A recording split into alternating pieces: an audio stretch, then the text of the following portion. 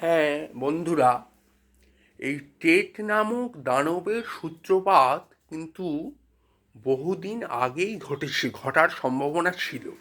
কেন বলছি? যখন আমি 500 জন স্টুডেন্টের মধ্যে জেনারেল ক্যাটাগরিতে র্যাঙ্ক করে 12 নম্বর র্যাঙ্ক হয়েছিল, 25 জনকে নেবে বেহালা আর্য বিদ্যা মন্দির স্কুলে ভর্তি হই, তখন থেকেই এই সেকশানে তখন থেকেই আমার পেছনে লাগা, এ করা, উত্তেজিত করা, সেসব তো ছিলই। সে শিক্ষক এবং ছাত্র দুজনেই তার মধ্যে জড়িত ছিল। কিছু ভালো স্যার হয়তো ছিল, তাদের কথা বলছি না। এবং তার থেকে ঘটনাটা কি ঘটলো, যখন 8 ক্লাস আমি পাশ করলাম তখন পাশ করে উঠতে হতো। এই হচ্ছে ঘটনার সূত্রপাত। টেট কাহিনী তোমরা বুঝলে বুঝতে পারবে যে তখন পাশ করে উঠতে হতো। 8 ক্লাস অবধি এখন যেমনি সাদা খাতা জমা দিয়ে হয়, তখন পাশ করে উঠতে হতো। সেই সময় 8 ক্লাস পাস সার্টিফিকেট দেওয়ার পর বেহালা আর্য বিদ্যা মন্দির বলে যে 9-এ রেজিস্ট্রেশন করব না, তো 8 ক্লাস সার্টিফিকেট কেড়ে নিয়ে 7 ক্লাস দেবো। অথচ 8 ক্লাসটা আমার পুরো পাস সার্টিফিকেট, ভেবে দেখো। তখন তো হাতে লিখে দিত। এবার ওই 8 ক্লাস পাস সার্টিফিকেটটা আমি বোর্ড অফ সেকেন্ডারি এডুকেশনে মেল করলাম। ইমেল করে তখন সবে কম্পিউটার ঢুকেছে। ইমেল করে বললাম যে দেখুন না স্যার, আমার 8 ক্লাস পাস সার্টিফিকেটটা ভেরিফাই করে দেখেছেন, রেজিস্ট্রেশনের জন্য ঠিক আছে? বলে হ্যাঁ ঠিক আছে। তখন বললো যে তাহলে তোমার অসুবিধে কী? আমি বললাম দেখবেন স্যার, সবাই 9-এ রেজিস্ট্রেশন করবে, আমার রেজিস্ট্রেশন করবে না, খুব বদমাই স্কুল। তারপর সত্যি গেছে তাই, সবার রেজিস্ট্রেশন করতে গেছে, আমার রেজিস্ট্রেশনটা নিয়ে যায়নি।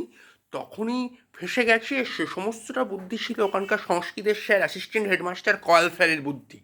এবার হবেটা কি? আহ, তখন তাতে কিছুতে করবে না। তখন আহ, উম, তখন হলো কি, বোর্ড অফ সেকেন্ডারি এডুকেশন বলল এদের বাকিদের যদি পরীক্ষায় পাঠান, তা এক হতে পারে সবাইকে পাঠাবেন না, আর যদি একে বাদ দিয়ে ওদেরকে পাঠান তাহলে মাধ্যমিকের পর ওদের সার্টিফিকেট আমি 2 বছরের জন্য আটকে দেবো। ওরা রেগুলারে আর হায়ার সেকেন্ডারি করতে পারবে না, ওদেরকে মুক্ত করতে হবে।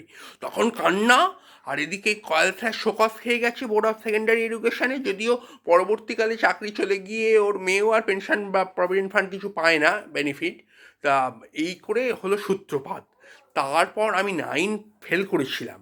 তারপর এত মানসিক টেনশন, আর কম বয়স, বুঝতে পারেন। তারপর চলে গিয়ে পাড়ার কাছের একটা স্কুলে ভর্তি হলাম। সেখানেও অনেক কষ্ট, কিন্তু তাও কোনো রকমে সেখান থেকে সরকারি স্কুল থেকে মাধ্যমিক করলাম, ভালো নম্বর এলো। তারপর সেখান থেকে আরেকটা সরকারি স্কুলে, সেখানে উচ্চ মাধ্যমিক ছিল না বলে হায়ার সেকেন্ডারি করলাম। এবার হায়ার সেকেন্ডারি পাশ করার পর তারপর আহ, তারপর আমি অবশ্য পরবর্তীকালে একটু বেশি বয়সে ডিপ্লোমা ইঞ্জিনিয়ারিং পলিটেকনিকটা বা পরবর্তীকালে পাশ করি। সে অনেক বয়স্ক ছিল, করে, বয়সে বাধ্যবাধকতা নেই, সেটা ডিপ্লোমা ইঞ্জিনিয়ারিং। যাই হোক, হায়ার সেকেন্ডারি আর ডিপ্লোমা ইঞ্জিনিয়ারিং। তারপর আর হায়ার সেকেন্ডারিটা ছিল West Bengal council of higher secondary education, এবং সায়েন্স নিয়ে ফিজিক্স, কেমিস্ট্রি, ম্যাথ, বায়োলজি চারটেই ছিল। তারপরেই তো যখন দীপঙ্কর দত্ত ডাকলেন, তারপরেই তো এই কেসের সূত্রপাত। এবং সেই থেকে এই সব ঘটনাগুলো তো লোকে ভাবছে স্বাভাবিক, বা অন্য স্যারেরাও লেম্যানের মতো ভাবছে স্বাভাবিক, কিন্তু এগুলো তো গভর্নমেন্ট ডিপার্টমেন্টে সব রেকর্ড হয়ে যাচ্ছে।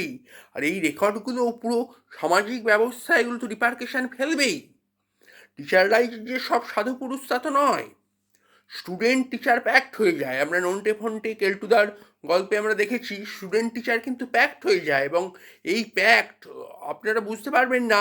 অনেক অনেক দেখবেন রেডিও সারায়, ভালো ইলেকট্রিশিয়ানের কাজ করে, বা ম্যাশন আছে, ভালো ভালো ভালো টেকনিক্যাল কাজ জানে, 7-8 ক্লাস পাস বলে।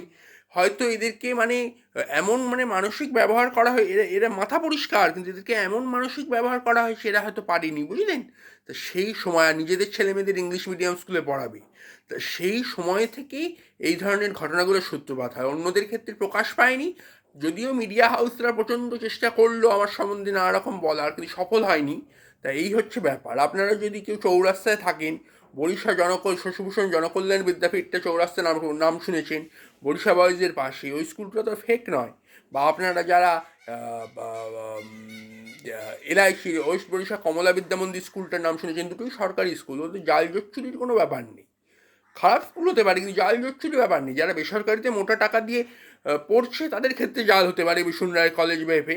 আর আমি জেনারেল কাস্ট মেরিটোরিয়াস করে আর কি হবে, ওখান থেকে নিস্তার পাহাড় আর ইঞ্জিনিয়ারিংটা করেছি টেকনো ইন্টারন্যাশনাল বাটানগরে, ওটা জাল কলেজ নয়। আর তাছাড়া কাউন্সেলিং করে করেছি, ওতে 36,000 টাকা গভর্নমেন্টের সাবসিডি থাকে।